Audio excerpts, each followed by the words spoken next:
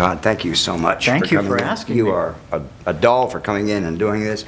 I know that you've had a long day, and TV just hours. Yeah, right. 18-hour days.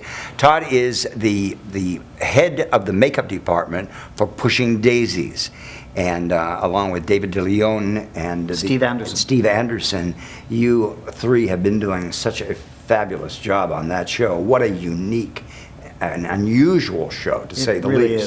It's fantastic. And you were just nominated for 3. Well, our department, yes. Yeah, for 3 Emmys. Emmys, yeah. Congratulations on that on those nominations. It's Yes. fantastic. Let me ask you a question. Let's talk about you.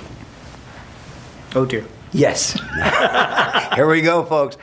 Worldwide, Mr. Todd McIntosh. Todd, when did you first know that you wanted to be a makeup artist? How old were you? Probably about 7.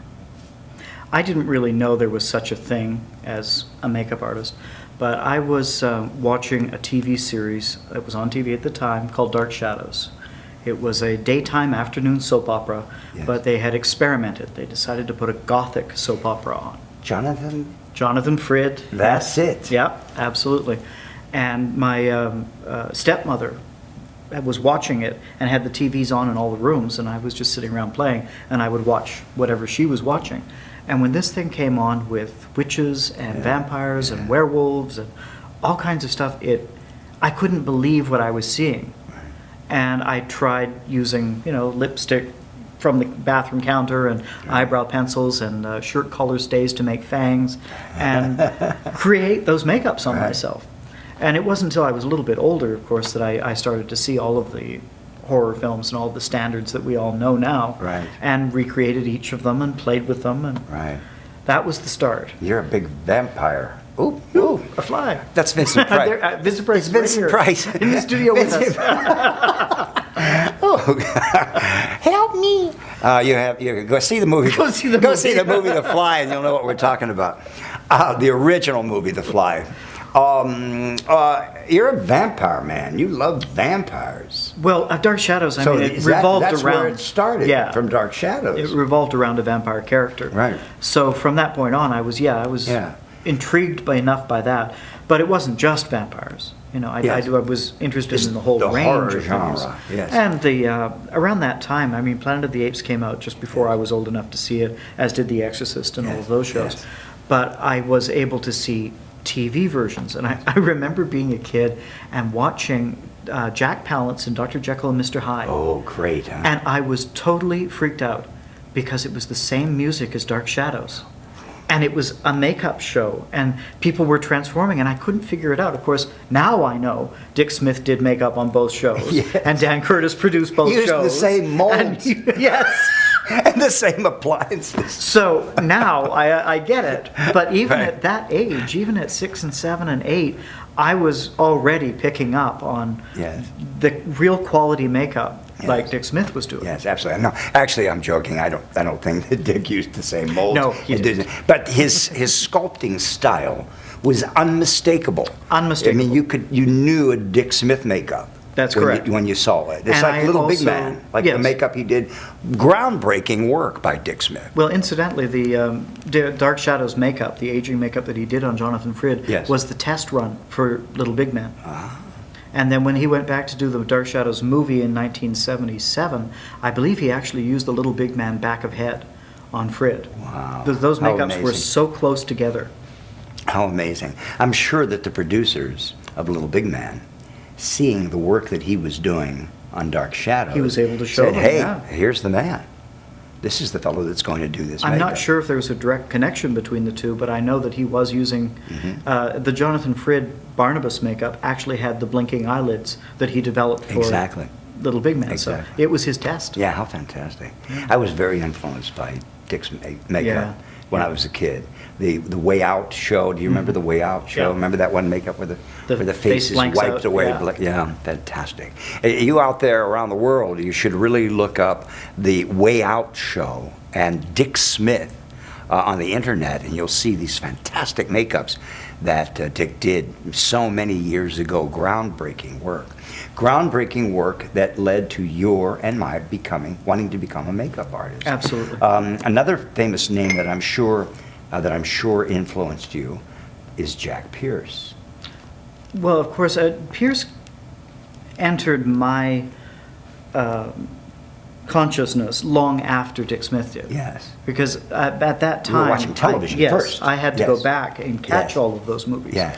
But yes, I did see them all, and of course, the Yeah. iconic monsters that Right. he created are. Unbelievable. Now, one thing that I have to share with our audience is this. This is very important.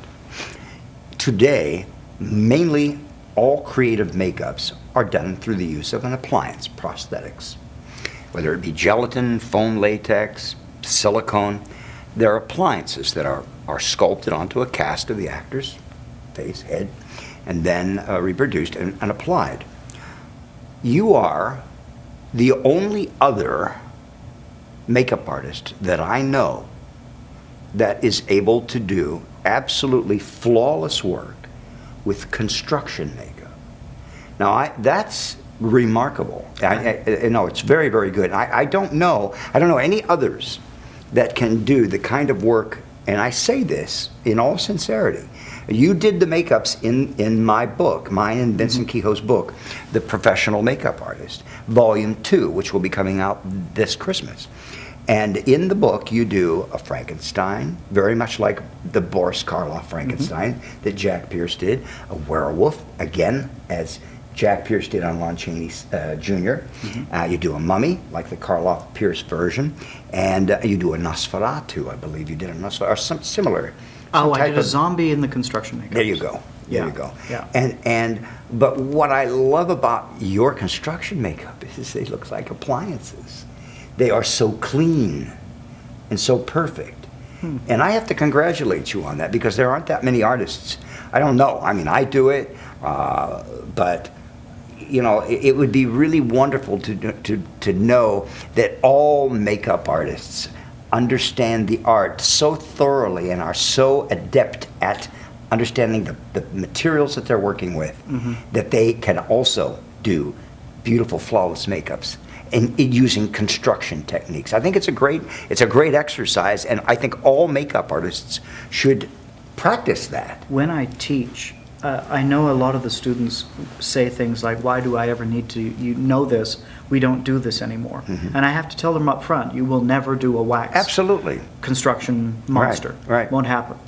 But those skills have enabled me to solve problems on the set at the last minute. That's right. I can think of two examples on the show that I'm doing right now. We ended up with an actor whose face was radically different than they had sculpted the prosthetic to be, and it was supposed to be a mummy. And I ended up doing the majority of it with tissue and latex. Yeah, exactly. Just the old-fashioned way. Right. I also was working with a makeup artist on a show. I was just a day checker, and they had this prosthetic demon that had to be in a battle. Yes. And the makeup artist was totally freaking out because he needed to have claw marks on the prosthetic with blood running from them, and then take it all off instantly and go back to another part of the fight previous. And I just got wax and built the scratches. Right onto the and- prosthetic. Right on the prosthetic, took a spatula, scraped them off when they Right, were done. right. 10 minutes both sides, and it was done. This is because of your knowledge with construction makeup. So That's it enables you to push the envelope, to go beyond. There's nothing that they can't throw at you that you're not going to be able Somewhere to you do. can solve. Well, Yeah. absolutely. Yeah. And some of even Matthew Mungle, Matthew, what I love about Matthew is that you both are able to combine construction makeup techniques with prosthetics. Yes, yeah. And work very quickly to change something or to repair something, instantly. And the ability to repair, say, a bald cap that's gone bad, or an appliance that has a very thick edge, the ability to work with those and to make them look perfect on camera comes from a knowledge of understanding the art of construction makeup. Sure. Which is important. As I've said before, it's all part of the little bag of tricks that you have at the Right. back of your head that Right. you can pull out at any moment. Right. But it takes practice. Right. And it takes years and years of practicing Yeah. that technique. I was doing construction makeups when I was 10, 11, 12, Right. 14, 15. Can you remember the first makeup that you ever did? Well, I remember doing the Dark Shadows makeups. I remember those very clearly. Maybe when you were a kid. When I was a kid. I remember building my first prosthetic was a copy of a lion man from Island of Lost Souls. Oh, sure. Yeah. That was the original. The With Bela original, Lugosi. Yeah. And that was Charles done with. Lawton. I made my first prosthetic for that. Yeah. I also remember in art class I had a very indulgent art teacher who allowed me to build a Planet of the Apes raw latex prosthetic. Great. So I was doing that in school all the way through. Right. You mean like a slip rubber? Like a slip rubber. A shell Yeah, piece. muzzle. Not foam. Not foam. Right, right. Your parents. Tell me about your parents. What did they think of what you wanted to do? Well, I was raised by my mother. They were divorced, so I didn't really have a lot of contact with my father. And my mother was crippled, and we were raised on welfare. So I didn't have access to money. I didn't have access to very much at all. And she let me do this. She let me indulge in coming home after school, doing homework, and then sitting and playing with makeup magazines and videos and books and whatever I could get hold of. And I got into the theater. So by the time I was 12, I was doing makeup in the theater in the local productions. And I did that all the way up through high school. And when I graduated high school, I came home one day, and there was my mother, and there was my brother, and his wife, and they sat me down and they gave me the lecture. Give up this fantasy of makeup. There is no such career as makeup. You get a job as a waiter in a restaurant tomorrow. That's it. End of story. So I did, and it lasted about a month before I was fired. And then I got a job selling Indian art, because I was raised in Victoria, which in Canada, which had a big Indian community, and there were art stores, so I was selling Canadian Indian art. And so you went in the direction of art. I slipped back a little bit in the direction of right. art, but at the same time, I was doing my first portfolio. And my mother, before she had been completely crippled, was a writer at the CBC. She had a contact. So I called over to the makeup department and said, I'm doing a portfolio of makeups and I want to borrow a wig. Do you have such a thing? And they said, we have a job opening. Would you like to come over? Oh my God. So at 17, I became a CBC makeup artist. Amazing. And that's really when my career took off, because I was actually working with real people doing that job so I could learn how. I could learn on the job. I had never touched a foam sponge till I hit the TV studio. I didn't know what they were. Amazing. So it was very scary. The lady who ran the studio, Beverly Takeuchi, said to me, do my makeup, and laid out a station, and I didn't know what half the tools were. But I do remember seeing my very first Vincent Kehoe foundations right there on the station. RCMA. Figured, okay, that's what I'm using. And I figured the sponge out, and the only thing that got me the job was she had me do a test on my hand that was a black line on one side, blended fully through its spectrum on that side, with a hard white against it, blended fully through its spectrum on that side. And since I could pass that, she said, okay, you're in. Yeah, perfect. Then she understood that you knew. I knew blending. Hard edges, soft edges. I could do knife edge and soft edge shadows, and I could blend. And that was really the skill she was looking for. It's the basis of everything in makeup. Beauty makeup, aging makeup, chiaroscuro, light and shade. Absolutely. Were there any moments where you had doubts after you had come to Hollywood? Oh, well, coming to Hollywood was an entirely different thing. I mean, I had worked in Vancouver for years and years as a makeup artist. Because it was different coming to Hollywood, wasn't it? And then I decided to come here, and that was, of course. Right. You think you're going to be completely overwhelmed by this community of brilliant makeup artists. Yes. This is the center of the world for makeup artists. Right. And I was shocked to actually come and discover that I knew more than I thought I did. I went through the same thing.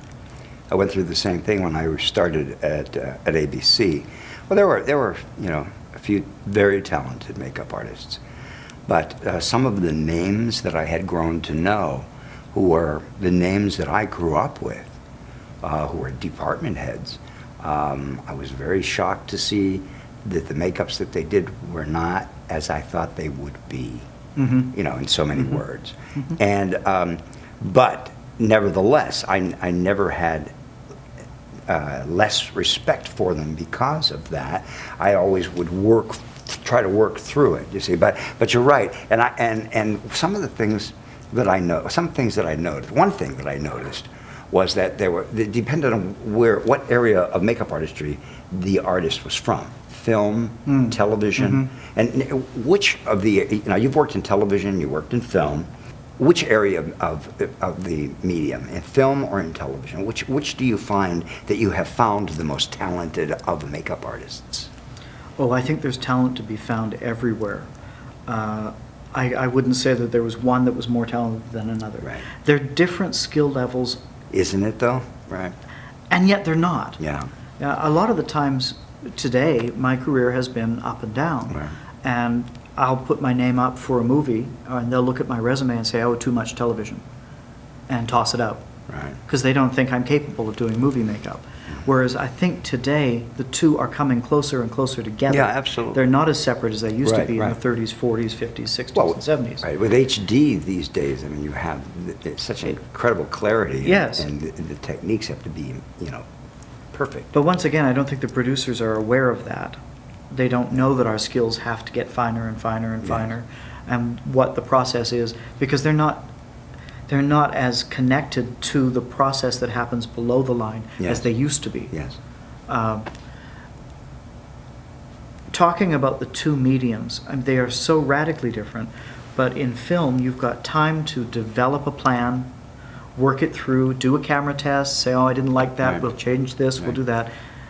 Never in TV. That's one of the things that I found, and that I found really interesting, is that in working in television, when I would bring in a film makeup artist to work a show, they took a long time to do a makeup because they were accustomed to being given a long time to do a makeup, and the makeup would be very finite, very finite, and on camera it would almost disappear. Right.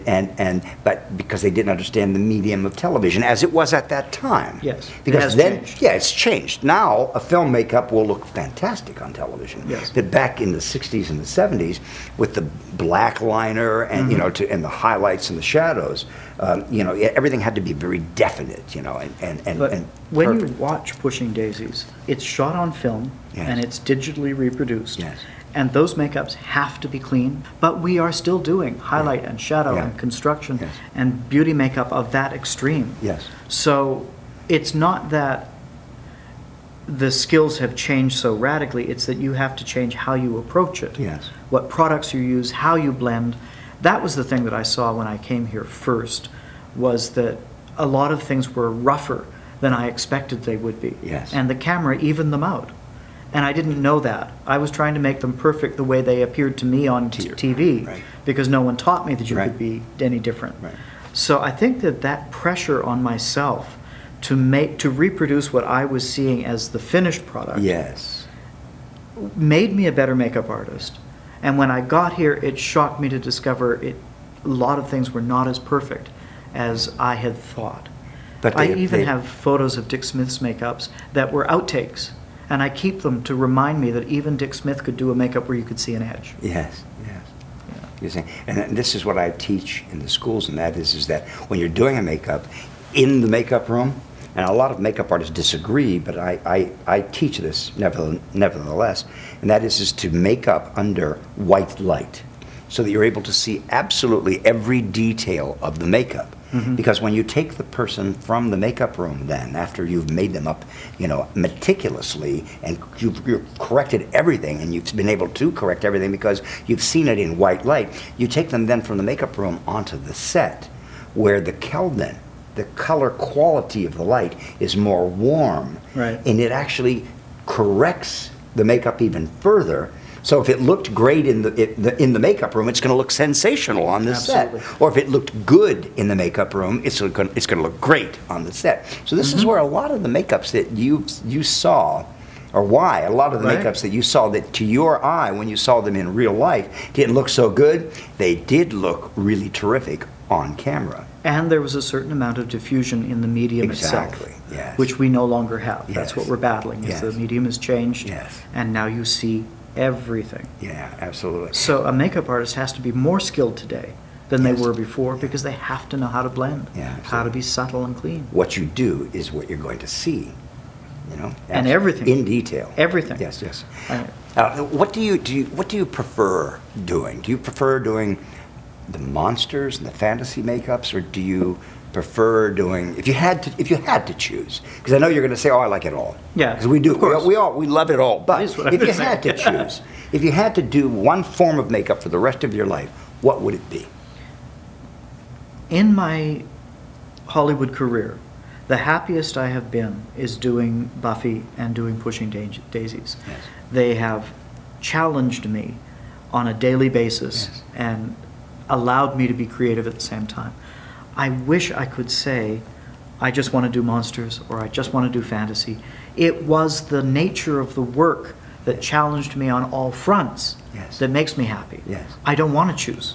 I don't ever want to choose Yeah. one over the other. Yeah, I agree. want to be asked to be capable of doing it all. That's right. Yeah, I agree with you completely. That's- because we are artists, and as artists, we shouldn't be limited. And I have an interesting story on that level. I was asked to come in and talk to some producers about doing a movie. And they basically told me they'd already hired me. I was set. I was recommended by someone. And I sat down at the meeting, and we talked about how the makeup had to be very real. There was the character got crazier and crazier and more depressed as she went through the movies, and she's a waitress in a diner. Mm-hmm. So there was no big makeup to start with, and they wanted her to look like little circles under the eyes and whatever. And we talked about that, and then we talked about a few of the little prosthetics that were going to happen. And stood up and shook hands, and I said, well, while I'm here, would you like to look at my portfolio since I brought it? And they flipped through my book, and the minute I left, they called someone else, and I lost the job. They didn't see any clean, makeups in my book. They only saw beautiful, painted, glorious fantasy beauty makeups. Yes. They couldn't see that I could put a little lip gloss on and call it a day. Right, exactly. They don't have any imagination. Yeah. So when I put together a book now, I have to think to myself, I have to show them like a catalog, absolutely everything, because as a makeup artist, Right. you just want to put your great, glorious stuff in your Yes, book. yes. I've got pictures of people looking like normal street Right, people. right, Why would exactly. I have that in my book? Right, exactly. We call those documentary Documentary makeups makeup, here sure. at my schools.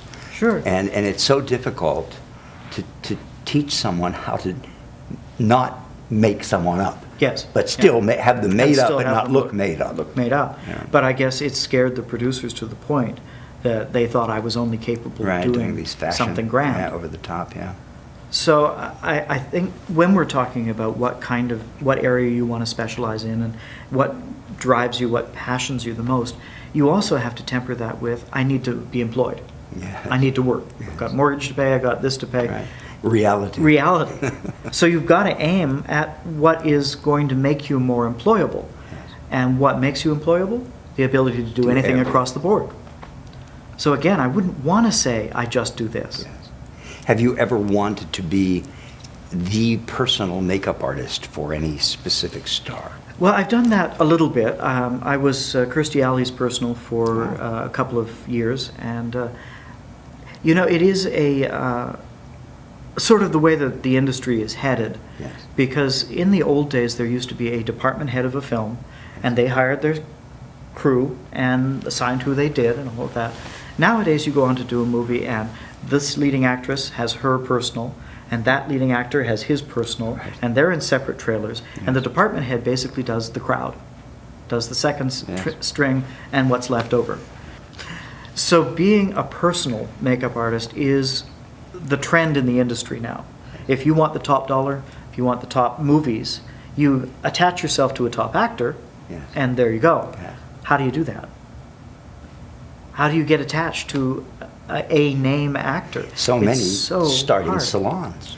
They take a makeup artist out of the salons Mm-hmm. or out of the publicity mill Mhm. that they like the work of, and Mhm. or you meet them on a show, but that's rarer. What do you think is necessary today to help the education of makeup artists? We have makeup schools, obviously.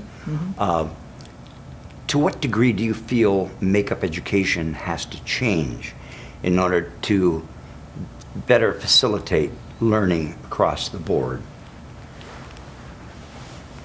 That's such an interesting question, because when you go to a makeup school, you are taught techniques, and you're taught formulas, and you're given some time to practice. Yes. The old studio system, you had 3 years Yes. of paid employment while being trained As an apprentice. as an apprentice. But most of the time, and the stories that I've heard, Oh, yes. is that they were swabbing down the decks of the boat owned by the head of the department, or they were cutting sponges, I haven't or heard straightening that story. hair. Okay, but go ahead. I have heard straightening hair, and I have heard stories like they would be called in, the cupboard would open, so these are all the Yes. beards and mustaches, I want you to take them all out, Yes. wash them, clean them, block them, and redress But that's them. good.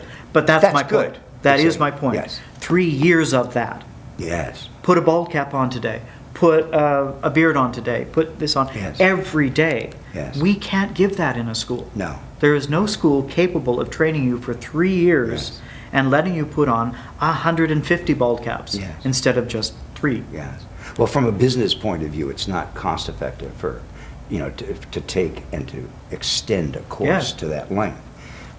It would never work. It wouldn't work. So, what I've tried to do in my schools is, and what I feel that I've succeeded in doing, is to put together such an organized, systematic, routine of teaching. This, that if you're able to do this, then you can move on to this. If you're able to do this, then you can move on to this, et cetera, et cetera. It has to build. And so far, it's been incredibly successful. But if you're asking what needs to change in the education Yes, system, yes. the only thing that they don't get is the time to The really time to do learn, it. to time So, to practice. Spread, yeah. So I don't know what the solution is. how about MUATV?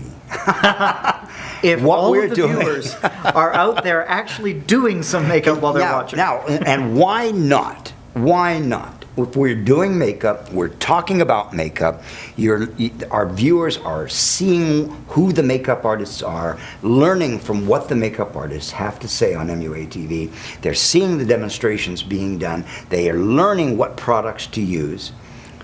If they were to simply practice what they see, that would be the first step. And say someone watched MUATV for a year, or 2 years, or 3 years, and practice and practice and practice, then if they then enrolled in a makeup school, in an hands-on, Right. in a hands-on program. Teaching situation, Absolutely. So they would be coming in, and that's what I'm trying to do. Yeah. I am telling every one of my prospective students, before you enroll in my hands-on school, watch MUATV, 6 months, a year, learn this, and then come and enroll in my school. And I think the other half of the difficulty is that the students are coming in totally unprepared. Yeah. They think they want to be a makeup artist, and they have a fantasy in their head Yes, about what yes. that means. Yes. And it's not what they No. think. You don't walk out of the school and you're Johnny Depp's personal and you're going to giggle and laugh and maybe marry him. I don't know. Yeah, right. It doesn't work that way. I would like to see a student come in to enroll in a school who actually can talk to me about a few makeup artists That's and what right. movies they've seen. Right, right. So perhaps what we're doing here with MUATV may help to somewhat educate in a more profound way those people who are out there that want to become makeup artists or who think they want Absolutely. to become makeup artists. This will give them, more knowledge about the profession so that they can say, wow, that's what it's all about. That's what a professional makeup artist is like. Correct me if You I'm see? wrong, but I seem to recall a questionnaire for application to the school Yes. at one point that said, do you know Jack Pierce's work? Yeah, Or exactly. what do you... 20 questions that There every was- every prospective student should know. Right. Yeah, Yeah. we still have that. Do you really? We still have that. And the thing, I don't know that they've been implementing it though, not for perhaps a year or two. But now with MUATV, we can go beyond 20 questions. Sure. And make it maybe 200 questions. Because we are teaching the history of makeup. We are showing makeup techniques, several makeup techniques. There's more than one way to skin a cat. Absolutely. Every makeup artist has his own idea of how to do a clean beauty makeup, how to do a straight makeup, how to do an aging with paint and powder, blah, blah, blah. And by showing all of this, it enables those viewers out there who want to become makeup artists to know what's expected of them. Absolutely. And you're absolutely true when you say that there's no just one method. Right. Yeah, there are thousands of ways approaching it. Right. When the Local 706 union wanted to vamp up their trade test, I became chairman of that committee. And we had, I think, about 15 or 18 union makeup artists sitting around a big table. Yes. And after 8 hours, we couldn't decide what a beauty makeup looked like. There's that many Right. opinions and That's right. that many ways of approaching it. But that's a good thing. It is a good thing, except when you're trying to set a standard for testing. Right, right. Well, I suppose it would be dependent upon the script. It would depend upon, you know. But you would have, one of the more senior makeup artists would say, putting a highlight under the eyebrow is not a beauty makeup, it's a character makeup, it's aging. Or it's highlight and shadow, so it's not a beauty makeup. Right, right.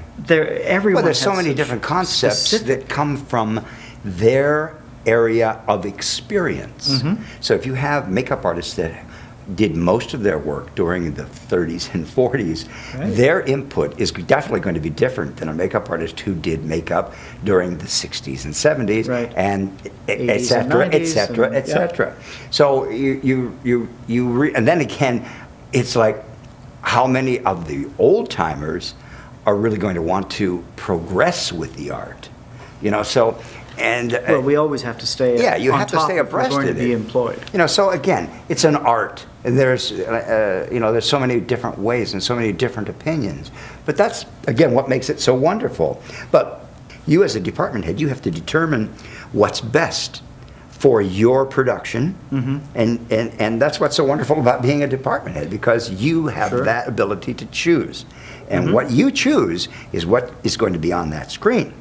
Absolutely. And you've been hired because the production company trusts you, and they know that you share their vision. Right. That's, in my opinion, what makes a good department head. A department head who shares the vision of the production personnel. We are not there to be divas Right. or to stand out as artists in our own special world. I see makeup artists that grandstand all the time. Yeah. Our job is to help the actor, producer, director visually interpret the characters Yes. and get their idea on the screen. Right. Right on the money. That's what we do. Exactly. We're a service-oriented job. Yes. And we are not hired by the actors No. in general. Yeah. We're Yes, you're a hired by the person. production.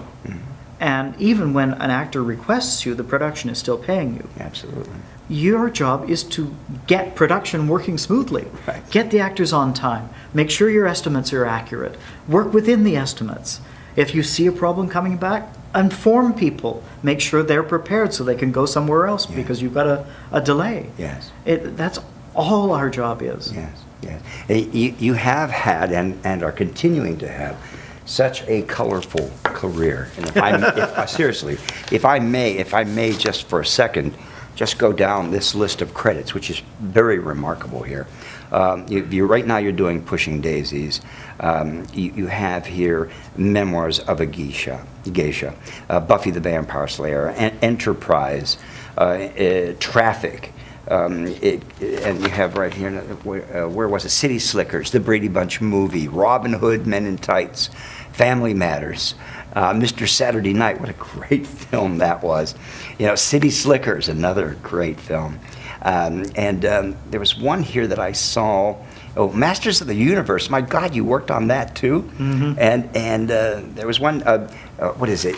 Dracula. Dracula Dead and Loving It. Dead and yes. with Mel Brooks. With Mel Brooks. What? Yeah. And I remember coming down to the set and being invited down by one of my apprentices at the time, or prior to that time, Alan Friedman. And he said, "Joe, come on down and check this out. You're really going to like this." So I went down to the set. I had met you. I don't know that we even met. I don't that think we day, did. But No. it was at Culver City Studios, I recall. Yeah, Alan was my second on the show. Yes. And so I didn't know. I thought he was the head of the department. All right, so I walked in and they were shooting the end. They were shooting the Oh, yes, end where okay. they had that area was raised at the other end of the stage where Dracula dies. Yeah. So the dust. and what I loved, the beauty makeups. I looked at the beauty makeups and they were so precise and so beautiful. You know, I mean, you really... Again, it's a realm that is perfectly suited to Yes. my abilities. Yes, yes. We could do the prosthetics, they were Yes. funny and they were Yes. fun and whatever, but we also did Yeah. great beauty makeups. And of course, you know Alan was a great beauty Oh, makeup he was, artist. yeah, so. he's terrific. I haven't heard from Alan. He's retired. He is, do you know where he's living these days? I know it's not in California. Yeah. Yeah, I know he's moved away, but Yeah. I don't know Yeah, I haven't exactly talked to where. him in a long time. Todd, in Memoirs of a Geisha, the makeups are so beautifully executed. Tell me about that. You know, that was a very difficult show in that the designer of the show was Japanese Yes. and had set up these beautiful Japanese makeups. Yes. And the director hated them. He saw them on screen and he said, the white face is scary, I don't like the look, it looks cartoony, or whatever his complaints were. So we had to take what the designer was giving us as authentic, and the authentic materials that she had flown from Japan, and apply them in a slightly more modern way. The director was a Broadway musical director. He directed Chicago. He wanted beauty. And so the hair and the makeup are not authentic. And we've gotten a lot of flack over that for quite some time. But ultimately, again, you do what the director's vision is, not what my heart tells me to do, what the director wants to see. That's right. Otherwise, you're not employed. That's our job. That's our job. Those makeups were meticulously crafted. Yes. And as we've been talking about old techniques and styles of things, that's how I got the job. It's just like the construction makeups we were Yes. talking about. When I started working at the CBC, pancake makeup. Absolutely. And you had to know how to lift it onto the sponge properly, how to roll it onto the face without getting streaks. You had to know that stuff. So when Kate Biscoe, the department head on Geisha, was trying to gather a crew together of all the people who would do the background and who they were going to select to work with them in the department, she gathered together here at the school. Yeah, they actually did the makeup tests right Yeah. here. The Joe Blasco Makeup Center is below us in my building here on Hillhurst. And you all gathered together here. in the makeup room, Right. and did make. She handed out the makeups, Right. and we brought models with us, Right. and she said, "Do a geisha." So you had geisha class. We had geisha class, but it wasn't that she was teaching us to do a geisha. She wanted to see who could do it, Yes. who yes. could handle it. What products were you using? We were using stuff straight out of Japan. Yes. at that That's what I point. heard. It was authentic Yeah. geisha makeup. When we actually did the movie, the foundations, the base, he didn't like that white, so we had to come up with something else. And what they developed was it's an Estee Lauder heavy foundation, a corrector foundation in a blue tube. I can't recall which one it is, with an Armani white corrector. Uh-huh. And the two were put together and applied exactly the same way. You Patted? would Was it patted on with the sponge, Right, right. rolled. You know how that Right, rolling right. movement goes. And It's not a wet applied makeup. it was a cream. damp. The sponge The is sponge, damp. a sea sponge or a Sea sponge. A sea sponge. Sea sponge. And it was applied the same way you would do pancake. And that's really how I got the job, because I could do a flawless white face. And other people that didn't have the experience with pancake and working with those older products didn't Yeah. know how to handle it. Yes, yes. So we did that, and then we used some authentic things like the Kyoto reds that were specific to the and there was a technique for putting the lips on that was absolutely bizarre, and it took me months to get it. I still can't describe it to you, but when you're going under the curve to the corner of the mouth, Yes. you have to tuck under the lip and then extend down. Really? So that it curves like that and then goes under the white and still goes to the corner, but you don't see it when the mouth is closed. Oh. It was a very, very unusual technique. And it was really a flick of the wrist kind of thing. You had Yes. to learn to get that. Yes, yes. But when you're working with white cake foundation Yes. and red, you can't make a mistake. Absolutely You not. cannot make a mistake. One lip higher than the other, one curve slightly off, and then you're going bigger and bigger and bigger to try and correct your Right. mistake, and you're in trouble. You see that all the time. And the black eyeliner had to be perfect. Yes. I remember slaving over one of the geisha makeups, and we get out onto the set, and they're there on the bridge with the parasols, and it's beautiful. And there's a smoke pot right there, and the bee smoke Oh, is no. coming up, and her eye Oh, starts no. to water, and the white is breaking apart, and the black is running down. It was horrifying, but they caught it before it really got to its worst stage. Oh, my But God. those are finicky makeups. Oh, absolutely. I would love to have you do a makeup for us here. And I know our viewers would just love to see you work. Will you come in Sure. and do that for us someday? Any makeup of your choosing, It happens You with know. so many things. you know? It's terrific. Todd, I would like, we could go on and talk and talk. Yeah, we've You only know, scratched the You know, surface of the subject. we absolutely have. Your career has been so, like, as I said, colorful, so rich. And you have done such an exquisite job of representing makeup artistry Oh, well, with thank your you. work. I can't think of higher praise from anyone Now, at all. I got to tell you that I'm so happy to be able to introduce you, or actually to introduce the world makeup community to you. It's my pleasure to do that. Well, thank you. And I want to thank you for coming in My pleasure. and being so wonderful to us. This is Joe Blasco with Todd McIntosh. And as I said, I would like this to go on and on forever, but we're going to have you back another time. Will you come back another Sure. time? That'll be great. So until next time, Joe Blasco with Mr. McIntosh here for MUA TV's Who Is Show. Don't go away, because there's more makeup and hairstyling programming right here